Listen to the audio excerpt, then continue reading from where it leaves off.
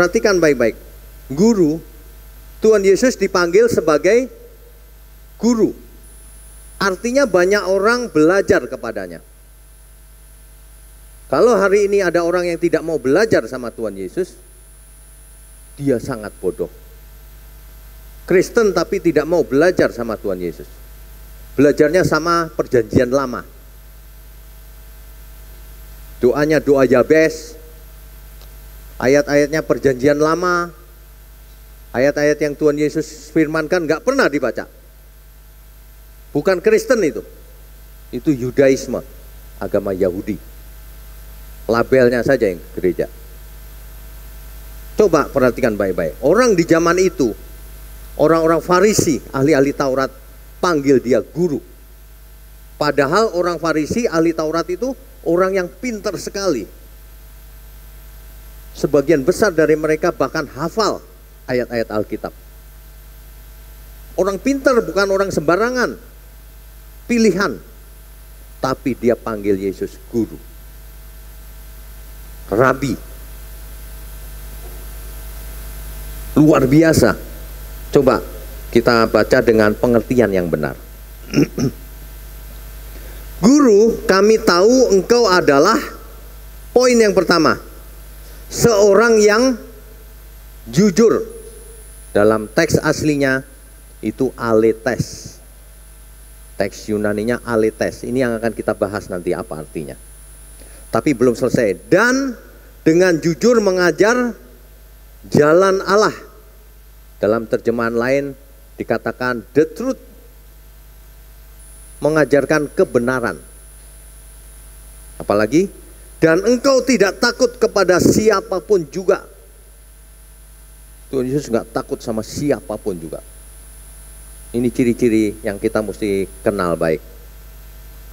Sebab, kenapa tidak takut terhadap siapapun juga? Sebab engkau tidak mencari muka. Tidak cari muka. Banyak orang hari ini cari muka. Gak tahu mukanya taruh di mana kok masih mencari muka lain. Cari muka. Ya. Hati-hati. Nah, kata jujur di sini yang dikatakan engkau adalah seorang yang jujur. Jujur di situ itu dalam teks Yunaninya dipakai kata aletes. Aletes ini dalam terjemahan baru LAI dipakai kata jujur ya. Dalam King James, New King James, itu dipakai kata true. True itu artinya benar. Engkau adalah orang yang benar. Benar. Dalam NASB dipakai kata truthful. Engkau adalah orang yang penuh dengan kebenaran. Dalam terjemahan lain lagi, ISV misalnya, dipakai kata sincere. Sincere itu apa ya?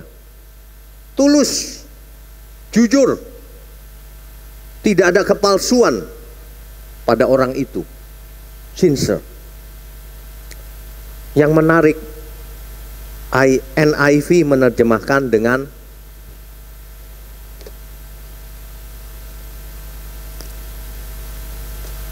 aletes ini. Di NIV dipakai kata man of integrity.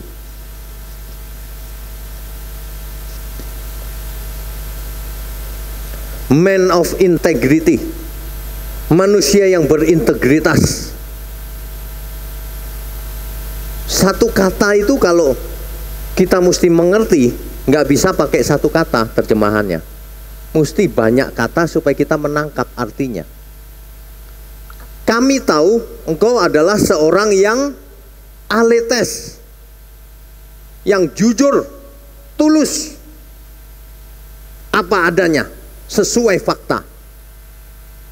Engkau adalah orang yang benar, penuh kebenaran, truthful. Engkau sincere. Engkau adalah seorang yang man of integrity, manusia yang berintegritas.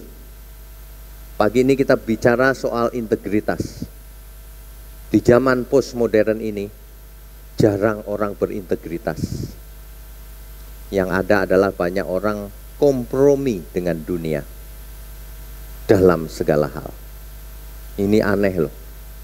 Manusia yang tidak berintegritas itu manusia yang tidak normal sebenarnya.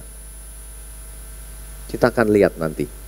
Manusia diciptakan Tuhan itu settingnya adalah berintegritas sempurna.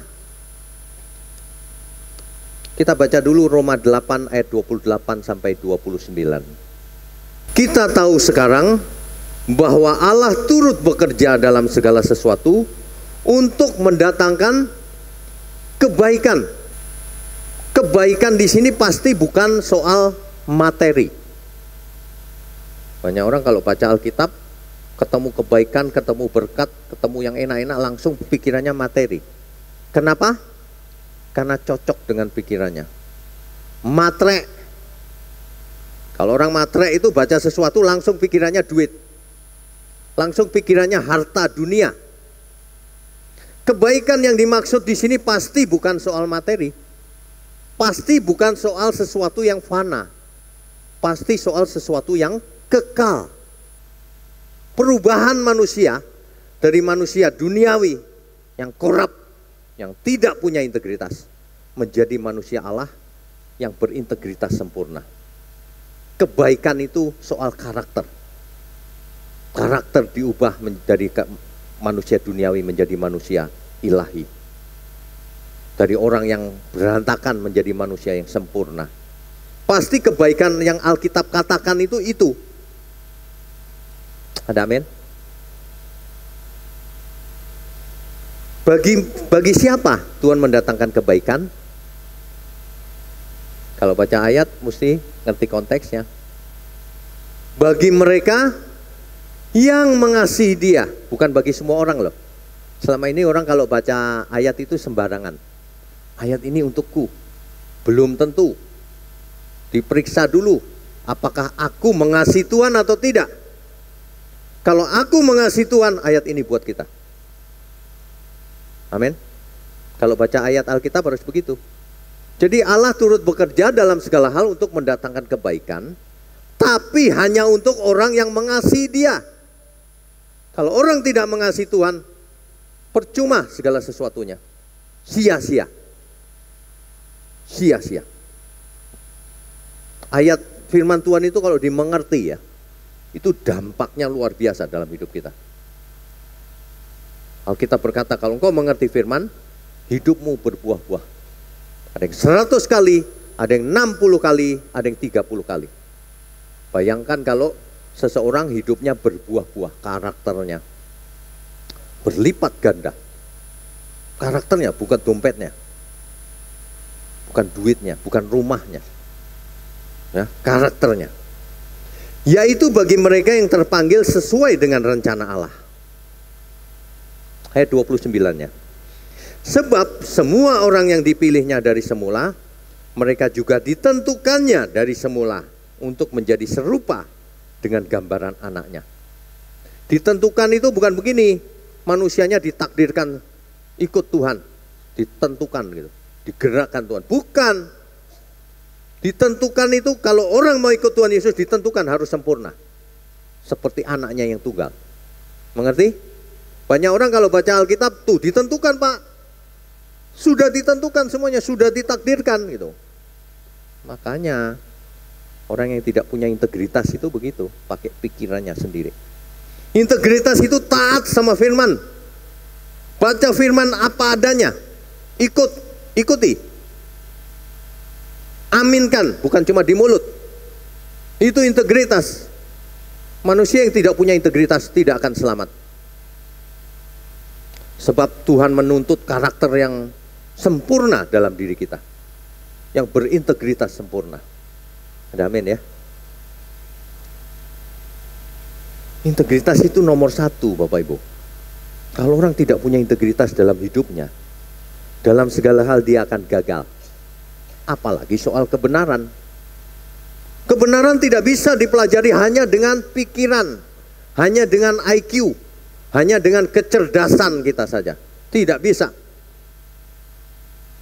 Kebenaran harus dihidupi. Kualitas hidup kita harus punya. Man of integrity, harus punya integritas.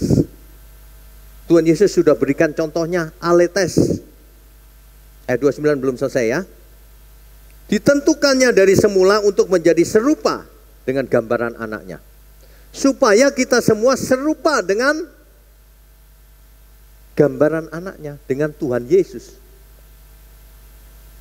Menjadi yang sulung di antara banyak saudara. Anaknya itu, Tuhan Yesus itu menjadi yang sulung di antara banyak saudara. Siapa yang dimaksud saudara di sini? Kita semua. Supaya Tuhan Yesus menjadi yang sulung di antara banyak saudara. Kita semua dianggap saudara, tapi bukan berarti saudara harafiah dalam darah daging ya, bukan itu. Saudara dalam rangka supaya kita menjadi seperti yang sulung.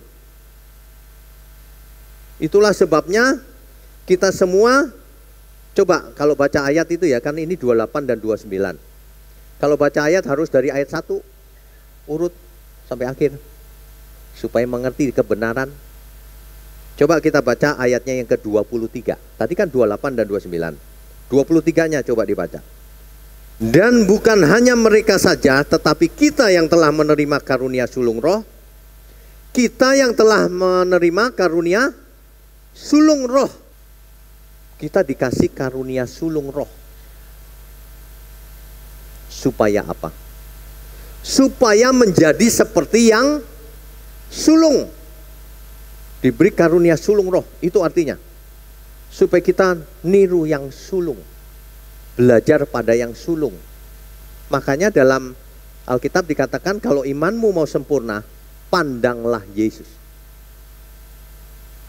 Yesus menjadi yang sulung, maksudnya menjadi teladan bagi kita semua. Manusia itu kalau mau sempurna, lihatlah Yesus. Kualitas yang diinginkan Tuhan itu sempurna, bukan cuma baik. Banyak orang jauh pikirannya sempurna, nggak bisa Pak, ya karena baik aja enggak.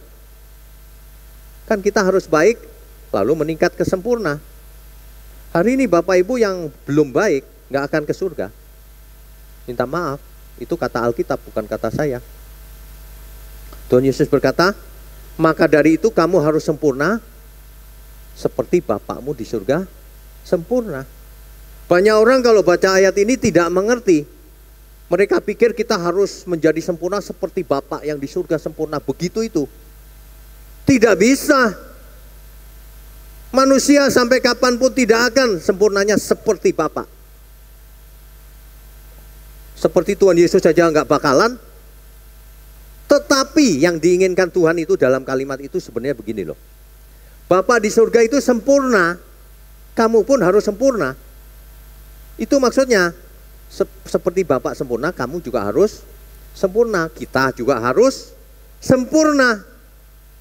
Sebab sempurnanya ciptaan dan pencipta beda.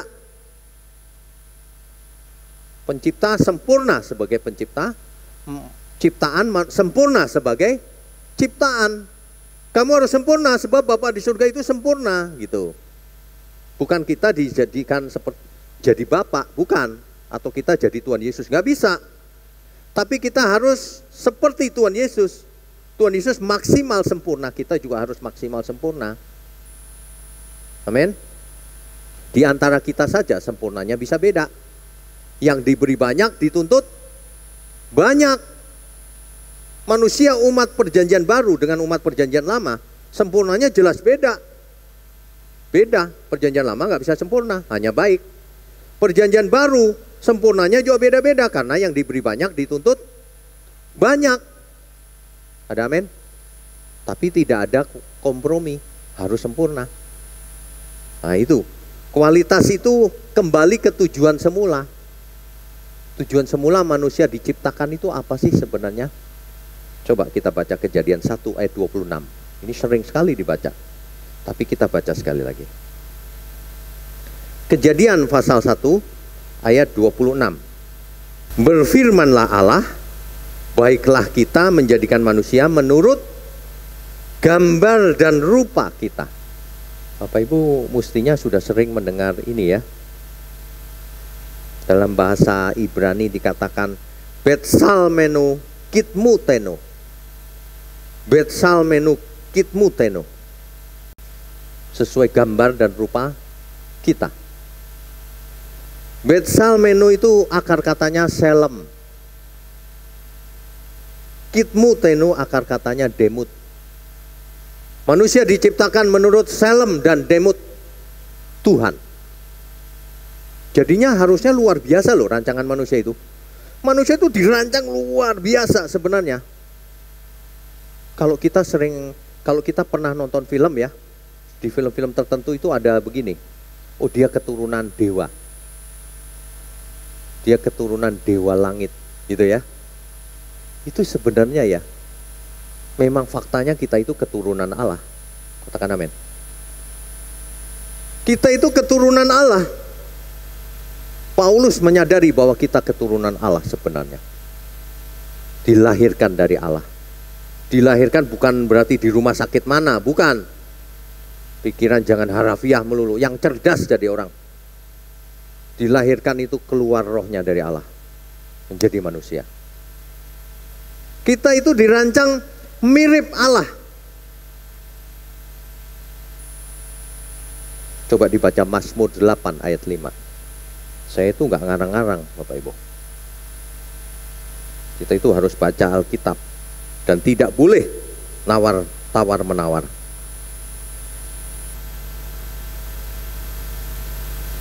Namun engkau telah membuatnya hampir sama seperti Allah. Ini Alkitab loh, bukan saya ya. Sebenarnya manusia itu dirancang hampir sama seperti Allah. Saat ini banyak manusia nggak pernah berpikir bahwa dirinya dirancang hampir sama seperti Allah. Jauh Pak, bahkan hampir mirip seperti itu. Setan. Manusia mestinya mirip seperti Allah. Hari ini banyak yang mirip seperti apa tadi? Gimana ya? Kenapa bisa begitu? Kalau mirip setan, belajarnya sama siapa? Ya sama setan. Kalau mau mirip Tuhan, belajarnya sama Tuhan. Sudah sih Pak, saya belajar sama Tuhan. Buktinya saya hari Minggu ke sini. Buktinya saya amin, kalau dikhotbahkan itu amin. Amin, kencang sekali aminnya. Kita itu kadang-kadang harus memaksa diri. Harus apa ya? Harus menjebak diri sendiri ke dalam situasi atau mengkondisikan supaya kita ikut Tuhan. Amin beneran gitu. Jadi ngomong amin jangan ragu-ragu. Amin. Itu meskipun ya dituntut lebih banyak. Masuk ke dalam pusaran itu. Karena aku sudah ngomong amin, aku harus melakukannya. Gitu. Harus. Bapak Ibu, daging ini lemah loh. Roh itu penurut, tapi daging lemah. Hati-hati. Roh memang penurut. Kalau mendengar kebenaran ngomong amin. Keinginannya ikut. Tapi daging lemah. Makanya banyak orang tidak melakukan firman. Mesti diciptakan, dikondisikan supaya kita bisa benar seumur hidup. Sampai mati. Sebab kalau tidak hidup ini sia-sia. Integritas itu tidak terjadi secara otomatis. Integritas itu diusahakan. Kalau kita nurutin daging kita, itu bahaya itu. Ayo, kalau dagingnya mulai miring-miring, tampar. Lebih baik ditampar daripada masuk neraka. Betul gak? Alkitab lebih parah ngomongnya. Lebih baik matamu dicungkil daripada kau masuk neraka utuh, lebih baik matanya nggak ada masuk surga. Itu bukan berarti dicungkil beneran loh ya. Itu kalimat itu mau menjelaskan bahwa ayo korbankan segala sesuatunya.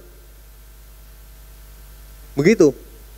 Jadi Bapak Ibu mulai sekarang, kalau ini khususnya bapak-bapak nih, kalau lihat ada yang bening-bening gitu lewat, bening itu maksudnya kaca. Ngelihat matanya yang jelalatan tuh otomatis tuh, nggak tahu kenapa bisa otomatis. otomatis radarnya. Tampar. Iya, tampar aja udah. Tampar. Kalau ditampar kurang minta tolong istrinya. Iya. Nanti sampai ke gereja kok pada merah-merah semua pipinya. Pakai blush on semua nih. Tapi itu lebih baik asal masuk surga. Amin. Kita yang mesti nampar, orang lain mana ada yang nampar.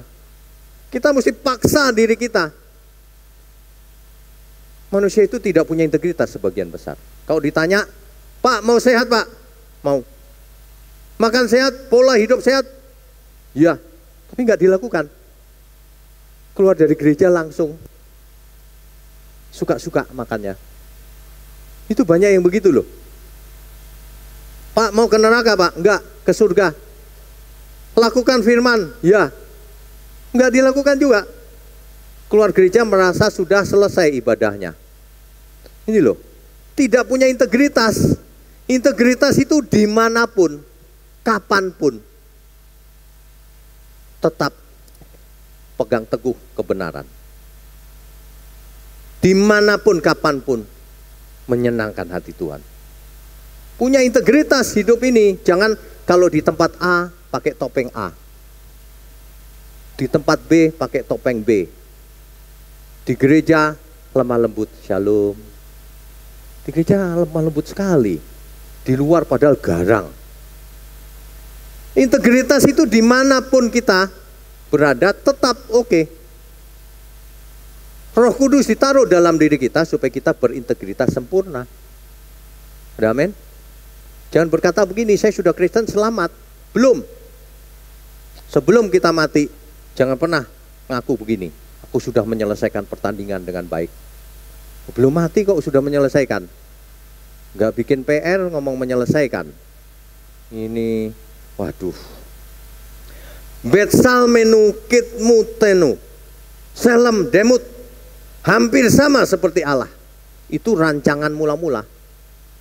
Jadi kita semua itu sebenarnya dirancang sedemikian rupa supaya memiliki manusia yang seperti rancangan Allah. Hampir sama seperti Allah. Itu manusia itu seperti apa ya? Kita nggak bisa bayangkan hari ini. Seperti Tuhan Yesus. Bukan manusia kalau dikasih tahu begini ya, kau harus sempurna. Nggak bisa Pak. Kenapa? Nggak mungkin aku bisa terbang, nembus tembok. Dan siapa yang bilang itu? Sempurna itu karakternya, punya integritas, utuh. Itu sempurna. Kalau kita tidak bisa sempurna, tidak mungkin Tuhan perintahkan agar kita sempurna. Tidak mungkin. Semua yang Tuhan perintahkan itu artinya doable, bisa dilakukan. Ada amin? Perhatikan baik-baik, sejak awal tuh Tuhan maunya begitu. Tetapi Adam harusnya punya integritas loh. Tapi Adam tidak punya integritas. Adam tidak taat. Padahal perintahnya jelas loh. Jangan kau makan buah itu, nanti kamu mati. Adam kalau punya integritas, dia akan yes, amin. Selamanya aku tidak akan makan buah itu. Tapi Adam dengan kehendak bebasnya memilih lebih mendengarkan suara yang lain dibanding suara Tuhan. Tidak punya integritas itu namanya. Orang yang berintegritas sempurna itu hanya dengar suara Tuhan. Adam tidak dapat dipercaya, padahal dipercaya Tuhan untuk menguasai bumi. Adam kuasai bumi ya. Adam tidak bisa dipercaya, tidak bisa diandalkan. Padahal Tuhan tanda kutip mengandalkan Adam. Ayo Adam, kuasai bumi, beranak cuculah. Supaya anak cucunya itu meneladani Adam. Kalau Adam taat seandainya nih ya, seandainya Adam taat, hari ini dia menjadi hampir sama seperti Allah. Menguasai bumi, tidak berdosa, tidak bercacat, punya keturunan seluruh bumi, anak-anak Allah yang maha tinggi. Amin. Nah, Adam gagal. Ia tidak mau bayar harga, malah kompromi. Dikatakan Adam melanggar perjanjian. Coba kita baca Hosea 6 ayat 7. Tetapi mereka itu telah melangkahi perjanjian di Adam. Di sana mereka telah berkhianat terhadap aku. Ini terjemahan agak aneh ya. Masa? Tetapi mereka itu telah melangkahi perjanjian di Adam. Adam kan bukan nama tempat, kok di? Itu artinya adalah tetapi mereka itu telah melangkahi perjanjian atau melanggar perjanjian seperti Adam. Itu maksudnya. Adam melanggar perjanjian. Sebenarnya Tuhan itu Tuhan yang mengadakan perjanjian dengan kita semua. Nanti kamu menguasai bumi. Kuasai bumi ya. Nanti kamu punya keturunan. Nanti begini, nanti begitu. Perjanjian itu sebenarnya. Tapi Adam gak bisa dipercaya. Akibatnya gagal. Karena Adam seorang, semua manusia ketularan dosanya. Semua manusia pantas binasa karena satu orang, Adam. Tapi Allah begitu mengasihi kita. Sejak Adam, begitu Adam masuk dalam dosa, langsung nubuatannya keluar. Nanti keturunan perempuan ini akan meremukkan kepala si ular. Itu nubuatan pertama, Pak. Itulah Injil mula-mula, kabar baik. Injil itu kabar baik. Itulah kabar baik bahwa manusia tidak akan binasa. Keturunan perempuan ini akan meremukkan kepala si ular. Itu Injil yang pertama, ada di perjanjian lama. Kabar baik itu disampaikan langsung ketika manusia jatuh dalam dosa. Waduh, hari ini 2000 tahun sudah berlalu. Kita sudah punya firman yang lengkap. Kita sudah mengerti Adam tidak bisa dipercaya, tidak bisa diandalkan, melanggar perjanjian. Lalu Adam kedua, Adam terakhir, yaitu Kristus, Tuhan kita, datang memberi contoh teladan. Ini loh, begini manusia sempurna itu. Dulu Adam kalah lawan iblis, 0-1. Lalu Adam kedua menang 1-0 lawan iblis. Jadi skornya berapa? 1-1. Sekarang terakhir, Adam yang lain lawan iblis. Skornya berapa? Masing-masing lawan. Lawanmu si iblis berkeliling seperti singa mengaum-ngaum, hendak menelan orang yang dapat ditelannya. Manusia dipikir kapsul kali mau ditelan. Tapi manusia nggak bisa ditelan, kecuali manusia itu yang bisa ditelannya. Barang siapa menerimanya, diberi kuasa supaya menjadi anak-anak Allah. Balik lagi, perhatikan Adam kedua datang untuk apa? Supaya manusia punya kesempatan sekali lagi kembali ke rancangan mula-mula. Kembali ke tujuan semula manusia diciptakan.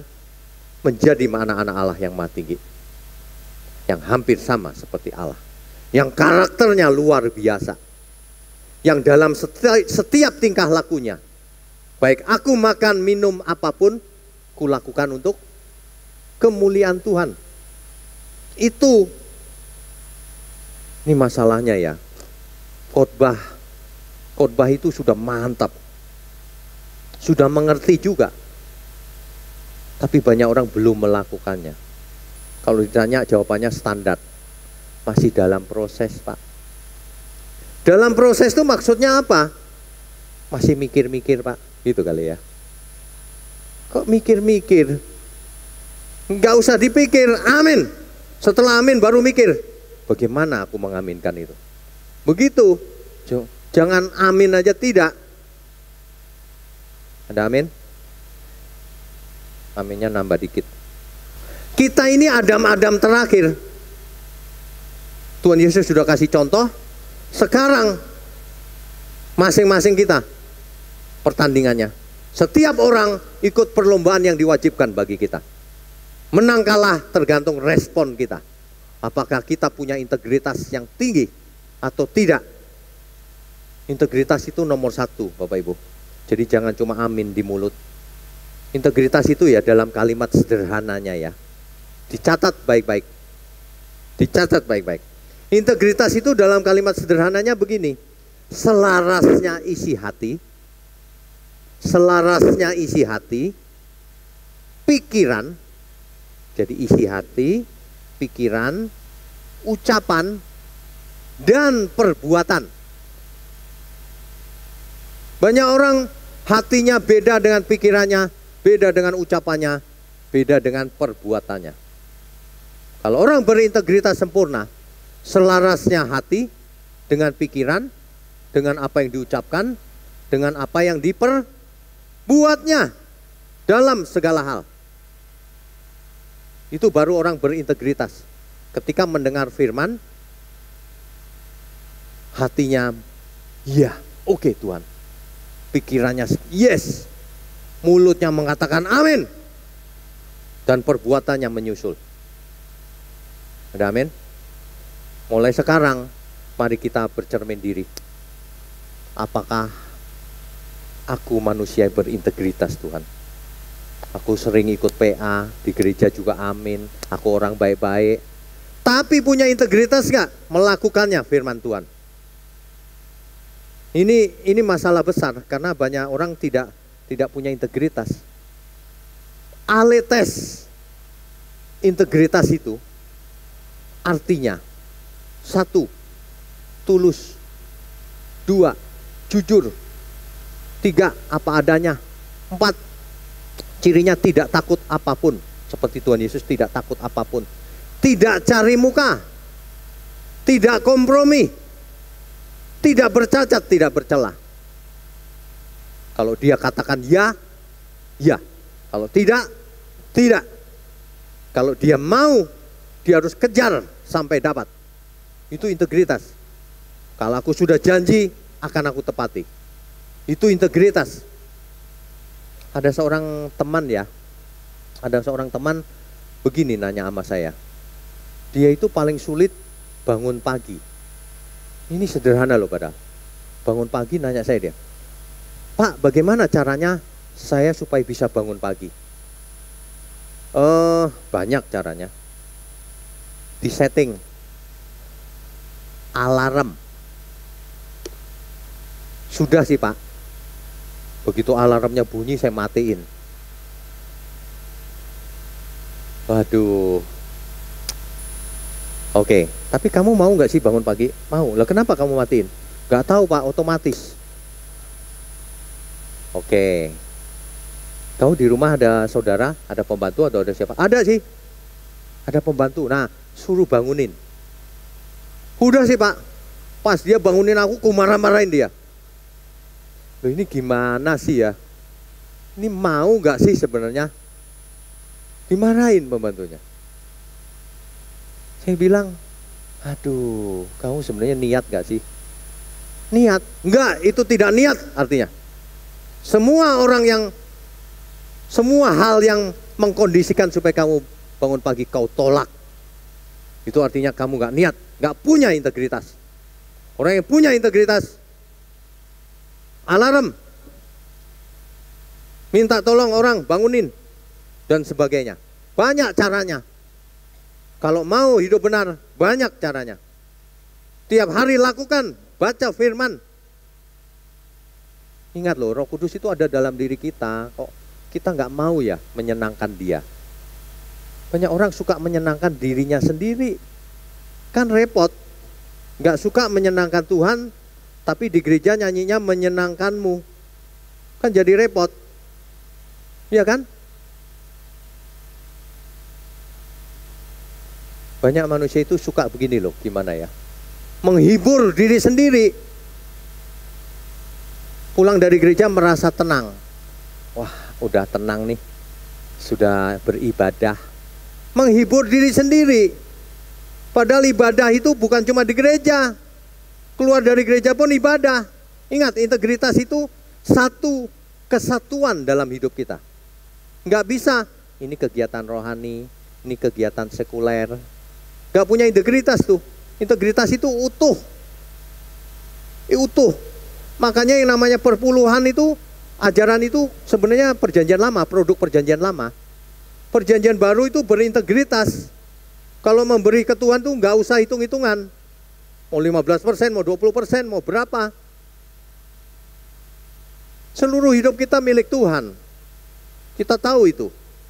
Ada amin? Amin? Amin.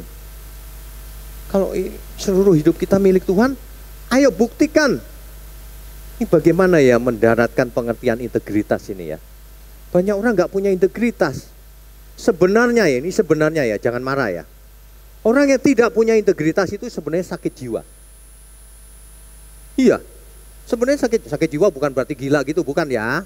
Sakit jiwa itu maksudnya jiwa yang dirancang Tuhan tuh mestinya begini loh, dia miring. Artinya sedang sakit, tidak sesuai rancangan Tuhan.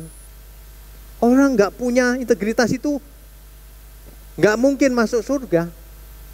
Contoh ya, ini contoh sederhana nih. Ada orang janji sama saya, Pak nanti siang ketemu ya Pak, makan siang bareng. Ya baik, oke. Udah janji nih padahal. Udah.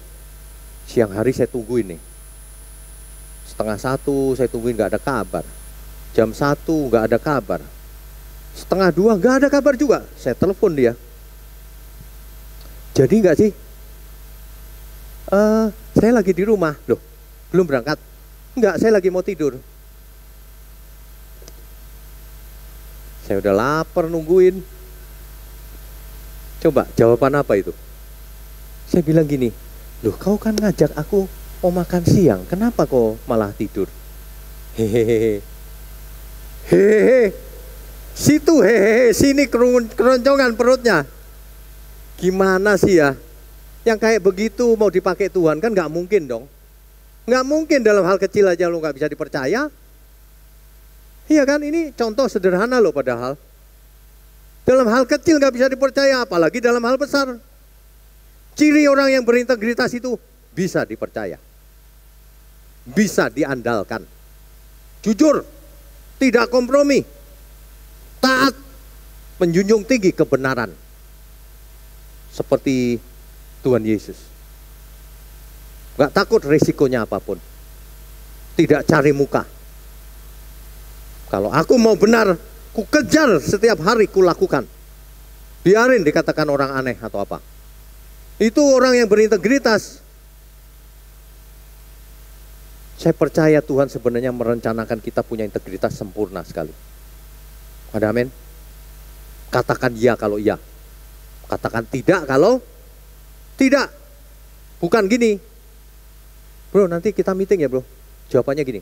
Mudah-mudahan. Diajak meeting mudah-mudahan. Coba aja lu kerja di kantor. Ditanya bosnya. Nanti kita meeting ya jam 4 ya. Mudah-mudahan ya bos. Coba aja. Mudah-mudahan lagi. Katakan ya kalau ya. Kalau tidak, tidak. Hidup ini juga begitu. Kalau janji sama orang, mulut sudah keluar. Harus ditepati. Kecuali sakit, ya kan? Itu pun harus kasih tahu. Jangan tidak kasih tahu. Maaf ya, lain kali ya, sedang sakit, tidak bisa. Orang punya integritas itu tidak memikirkan dirinya sendiri. Dia pikirkan kepentingannya Tuhan. Kalau dirinya jadi sandungan, kepentingan Tuhan dirugikan. Orang yang berintegritas itu mendahulukan Tuhan dalam segala perkara. Ada amin? Coba kita evaluasi diri kita. Apakah kita sudah punya integritas yang Tuhan inginkan atau belum?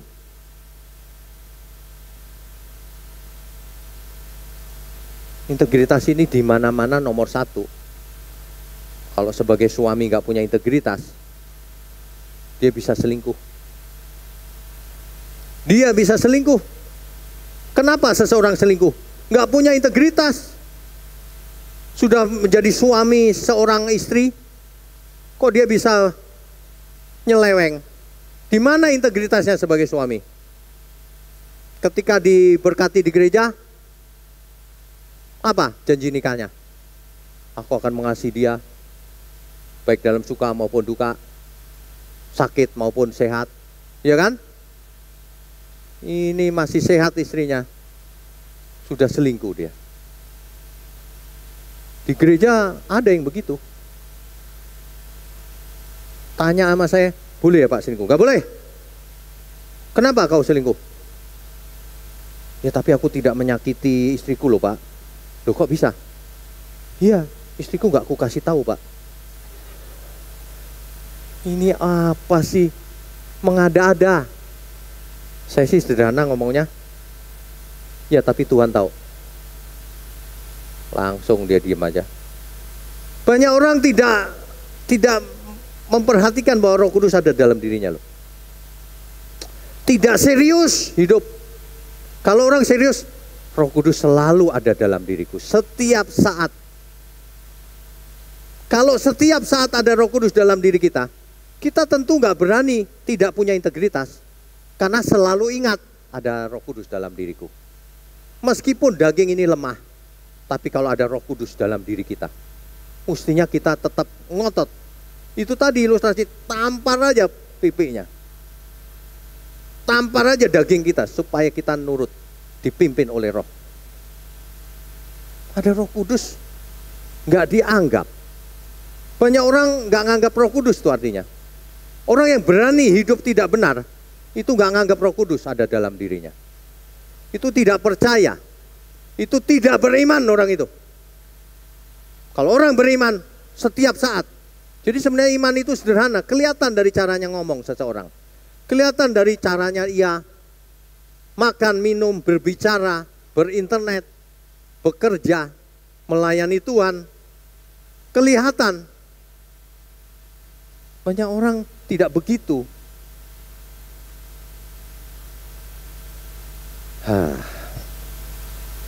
Kalau Tuhan suatu hari datang, orang yang tidak berintegritas pasti ditolaknya. Pasti. Pasti. Aku tidak kenal kamu. Tuhan, aku sudah bernubuat loh demi namamu. Aku sudah mengusir setan demi namamu. Aku sudah membaptis orang banyak loh. Misalnya begitu. Aku tidak kenal kamu kalau tidak punya integritas. Bayangin kalau seorang pengkhotbah tidak punya integritas. Dia ngomong sesuatu tapi tidak dilakukannya. Waduh, itu ditangkap loh sama jemaat yang sudah punya hikmat tentunya. Kalau jemaat tidak punya hikmat, pengkhotbahnya membual pun diaminkan. Saya pernah suatu hari ikut seminar kesehatan. Yang pembicaranya gelarnya panjang sekali. Pintar dong harusnya. Dia ngomong kesehatan. Saya dengerin aja, oh bagus. Udah, terus break 10 menit, istirahat. Dia keluar, saya juga keluar sama, ke restroom. Terus dia di luar, tahu nggak apa yang dia lakukan? Gitu, loh, di samping saya itu, loh Pak kok ngerokok Pak? Tadi ngomongnya kesehatan kok sekarang ngerokok? Gak apa-apa lah. Oh, saya tinggal pulang dia. Percuma ngomong kosong kau itu, munafik. Ya dong. Ada yang mau belajar sama pembicara yang ngomongnya jangan merokok tapi merokok. Lu sendiri merokok, ngajarin orang jangan ngerokok. Itu sama aja orang tua yang nunjuk anaknya masih kecil. Nak, kau jangan ngerokok nak. Satu jari nunjuk ke anaknya, tiga-tiganya ke kita. Jangan ngerokok nak. Bisa loh ada orang begitu. Kalau kita ngajari anak, kita harus kasih teladan. Itu sebabnya dunia ini butuh teladan. Kebenaran, teladan. Itu sebabnya Tuhan Yesus menjadi yang sulung di antara banyak saudara. Itu sebabnya Tuhan Yesus menjadi pokok keselamatan, teladan. Supaya manusia belajar kepadanya. Sebab manusia belajar itu dengan cara meniru. Anak kecil niru siapa? Orang tuanya. Nanti dia besar niru kepada siapa? Lingkungannya. Niru kepada sekolahnya. Niru kepada apa saja yang dia lihat, apa yang dia dengar. Makanya butuh teladan yang banyak. Kita semua harus jadi teladan. jadi garam dan terang di dunia ini, di dunia yang gelap. Ayo jadi terang. Bapak Ibu belajar, mari kita belajar jadi terang dimanapun kita ada. Untuk sekeliling kita yang dekat, saudara, orang tua, anak, pasangan hidup terutama. Ayo jadi teladan. Saya sering ngomong, suami-suami jangan kasar sama istrinya. Bagaimana mau jadi teladan kalau kasar? Ya kan? Yang paling berat memang pengkhotbah. Istrinya sering ditanya. Istri saya sering ditanya loh sama orang-orang diem-diem gitu. Waduh, mau cari contekan ya. Orang-orang nanya istri saya gini.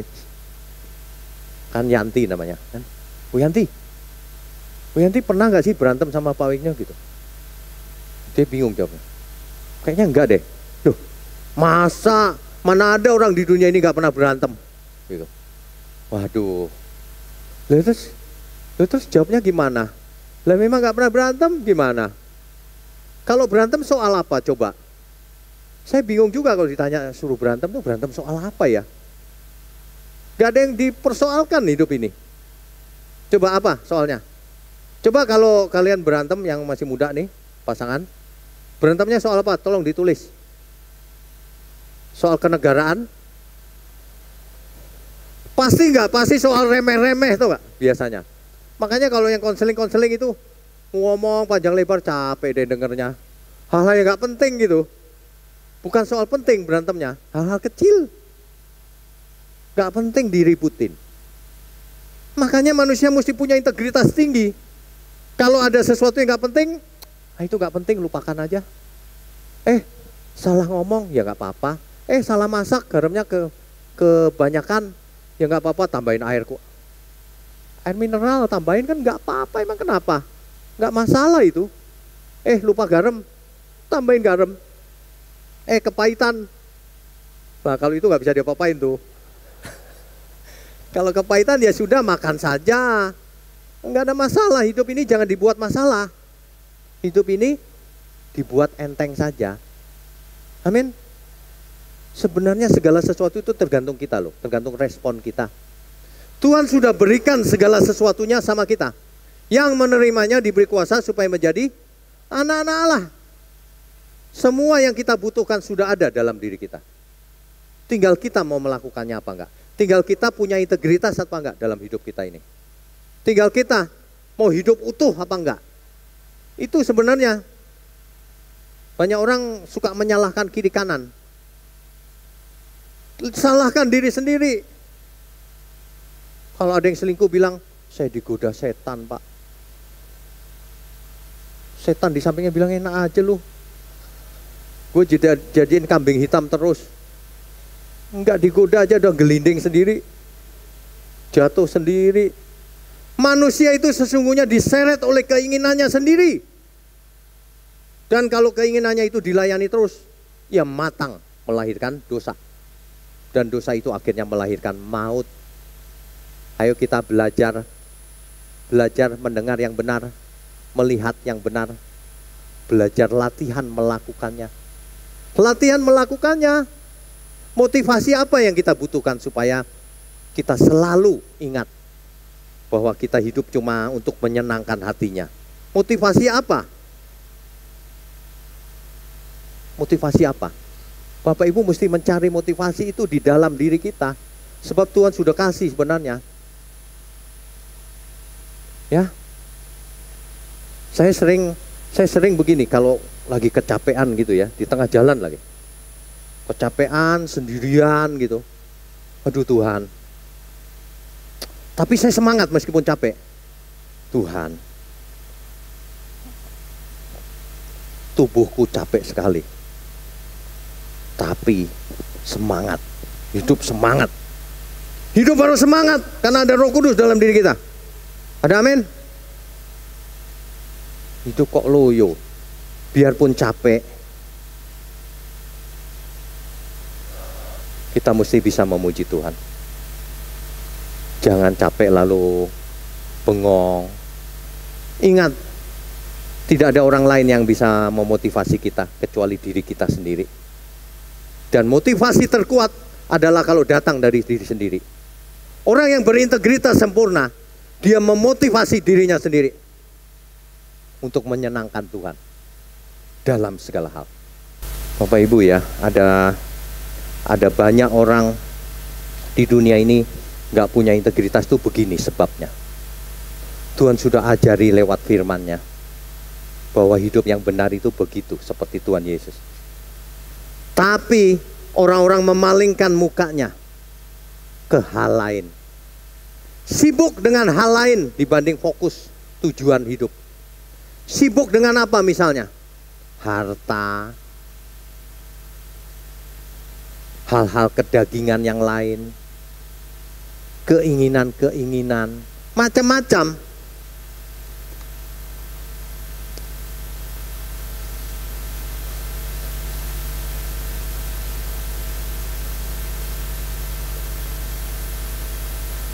Hidup kita menuju kematian siapapun kita. Itu sudah pasti. Tapi di balik kematian ada kekekalan. Inilah PR kita hari ini, PR. Mesti punya integritas sempurna agar hidup kudus, tak bercacat, tak bercela. Tidak ada alasan apapun yang bisa dibenarkan. Kecuali satu ini proyeknya. Tetapi ingat, ada sesuatu yang merintangi, yang menghambat seseorang tidak bisa lari ke depan. Apa itu? Dosa dan tanggalkanlah beban dan dosa. Banyak orang keinginannya yang menyeretnya pada dia tidak bisa efektif untuk Tuhan. Dia tidak bisa efektif untuk Tuhan. Mestinya ya segala sesuatu yang Tuhan berikan dalam diri kita. Kita sudah diampuni, kita diberi Roh Kudus, kita diberi firman agar mindset kita berubah. Kita disertai dalam segala hal untuk mendatangkan kebaikan. Mestinya setiap saat kita, waduh Tuhan, aku capek nih Tuhan. Langsung gerakan motivasi dari dalam, Roh Kudus di dalam diri kita. Orang yang berintegritas tinggi itu cuma satu keinginannya, menyenangkan Tuhan dalam segala perkara. Dalam segala perkara. Mulai dengan makan minum. Baik engkau makan minum lakukan untuk Tuhan. Sebab kalau seseorang tidak mau latihan, terus kapan bisanya? Yang paling sulit adalah makan minum. Ada banyak orang makan sembarangan. Dia pikir itu bukan ibadah. Dia pikir itu kegiatan sekuler. Dia pikir dalam hidupnya boleh punya kegiatan sekuler. Semuanya itu rohani. Makan jangan sembarangan. Alkitab loh yang ngomong, engkau makan, minum, apapun lakukan untuk Tuhan. Ada amin? Yang suka kuliner nih, bertobat. Bukan gak boleh makan sama sekali, bukan. Boleh, sedikit saja. Oke? Jangan makan durian segerobak gitu. Kenapa ya manusia itu kok suka durian ya? Heran ya. Manusia itu sukanya yang enggak gitu. Sukanya yang meleset. Bapak Ibu tahu kan, durian itu pohonnya lurus, tinggi sekali. Padahal udah dibuat tinggi loh sama Tuhan. Udah tinggi banget, dikasih duri banyak lagi. Kok bisa ya manusia masih dapat gitu ya? Iya loh. Saya lagi bayangin orang nggak pernah makan durian, lihat pohonnya udah tinggi, males manjatnya udah gitu. Kok banyak durinya ya? Oh nggak usah dimakan gitu. Enggak loh. Hari ini memang nggak usah manjat sih. Hari ini tinggal duduk. Itu bahaya itu. Segala sesuatu yang kita lakukan kalau tidak menyenangkan Tuhan, itu artinya orang itu tidak punya integritas. Dia sedang kompromi menyenangkan dirinya sendiri. Menyenangkanmu kalau diganti menyenangkanku jadi rusak. Banyak orang begitu tuh. Menyenangkanku, ku. Di gerejamu, di luarku. Penyakit manusia itu cuma satu, dirinya sendiri. Musuh manusia terbesar dirinya sendiri. Bukan orang lain, dirinya sendiri. Sebab kita mau marah, mau tidak, mau taat, mau tidak, tergantung diri kita sendiri. Tergantung diri kita sendiri. Itu sebabnya Alkitab berkata, barang siapa menabur, dia menuai. Jadi tidak ada seorang pun manusia yang bisa punya alasan suatu hari bahwa aku tidak tahu Tuhan. Gak bisa. Meskipun kau tidak tahu, nuranimu ada. Apakah kau bisa suka-suka hidup sendiri? Kan tidak. Apalagi Alkitab Perjanjian Baru sering ngomong, engkau bukan milikmu sendiri. Engkau sudah ditebus, bukan darah dengan darah, bukan dengan barang fana, tapi dengan darah yang mahal, Tuhan Yesus. Kita itu bukan milik kita, Pak. Tidak ada sesuatu pun dalam hidup kita yang menjadi hak milik kita. Nggak ada. Rumah kita ada, Pak. Namanya nama kita. Iya, kita buktikan. Begitu mati, apa rumahnya dikubur sekalian? Kan enggak. Apa yang terjadi dengan surat hak milik kalau pemiliknya mati? Diganti namanya. Entah anaknya, entah siapa. Enggak ada namanya hak milik. Ada banyak orang ya di dunia ini ya, mengumpulkan harta sebanyak-banyaknya. Sebanyak-banyaknya. Saya mau tanya, untuk siapa itu semua? Untuk siapa semua itu? Untuk diri sendiri? Nggak bisa. Untuk anak? Nggak bisa juga. Nggak bisa. Makan cuma sepiring. Apalagi kalau sudah tua. Sepiring juga sudah nggak boleh. Ayo, nasinya jangan sepiring, kata istrinya. Nggak bisa. Semua itu bukan, nggak bisa dinikmati. Semua itu malah menjebak. Hati-hati. Kalau seseorang hartanya banyak, bagus. Yang diberi banyak, dituntut banyak. Pakai harta itu untuk menyenangkan Tuhan. Pakai harta itu untuk menyenangkan Tuhan. Kalau enggak, sia-sia. Saya melihat banyak orang konglomerat, ketika ia mati, asetnya ada di mana-mana. Betul? Dikasih namanya dia. Asetnya ada di mana-mana. Tapi tidak berguna sama sekali. Ibarat perusahaan ada apa itu? Laporan ledger, ada neraca atau di income statementnya itu ada namanya rekening atau account retain earning. Tahu retain earning? Laba ditahan. Bayangkan seorang konglomerat, perusahaannya besar, perusahaannya mencatat laba ditahan. Ditahan sampai kapan? Selama-lamanya. Nanti untung di situ lagi, untung di situ lagi. Terus begitu. Dia mati, masih ditahan labanya. Ganti anaknya, tetap ditahan. Sampai kapan itu? Saya tidak bilang bahwa itu dilikuidasi lalu dibagi, bukan. Sebagian bagikan ke banyak orang, gunakan untuk kemuliaan Tuhan. Percuma pelit itu. Kekayaan juga percuma kalau tidak dipakai dengan benar. Ada amin gak ini? Wah, aminnya paling dikit. Kalau soal harta, aminnya paling dikit. Ini bukan dikasih gereja, bukan. Kita itu nanti kalau mati ya, langsung berhadapan dengan Tuhan. Satu persatu. Apakah kita dianggap berintegritas di mata Tuhan atau tidak? Kalau di mata manusia nggak ada masalah, terserah dikatain apa aja. Tapi kalau kita ngadap Tuhan, apakah Tuhan berkenan dalam hidup kita? Apakah kita dianggap manusia yang berintegritas? Apakah kita bisa dipercaya? Apakah kita bisa diandalkan untuk melakukan kehendak Tuhan? Apakah kita bisa jadi garam dan terang? Dalam kalimat lain, Apakah kita mengerjakan keselamatan kita dengan takut dan gentar? Apakah kita hidup kudus waktu kita hidup di dunia ini? Tak bercacat, tak bercela. Apakah kita berusaha sempurna seperti yang Tuhan inginkan? Manusia yang berintegritas tinggi tidak takut apapun juga, kecuali satu, takut berbuat dosa. Ada amin?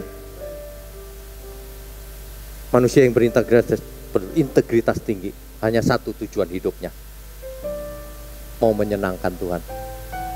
Tidak ada yang lain.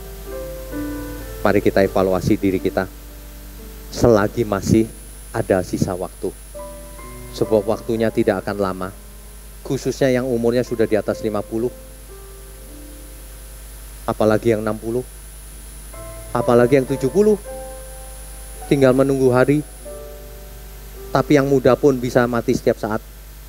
Bisa stroke melanda orang-orang muda juga zaman sekarang.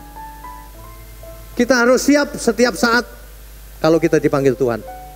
Itulah integritas. Integritasku tidak bisa dikompromikan dengan apapun. Aku mau menyenangkan Dia. Ada amin? Menyenangkanmu,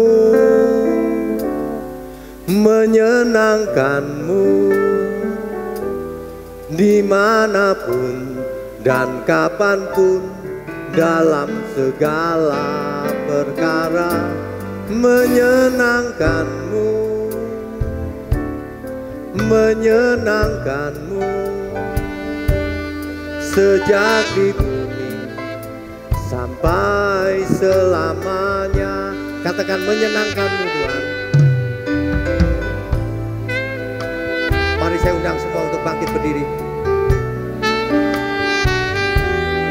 Dimanapun dan kapanpun, dalam segala perkara. Menyenangkanmu, menyenangkanmu, sejak di bumi sampai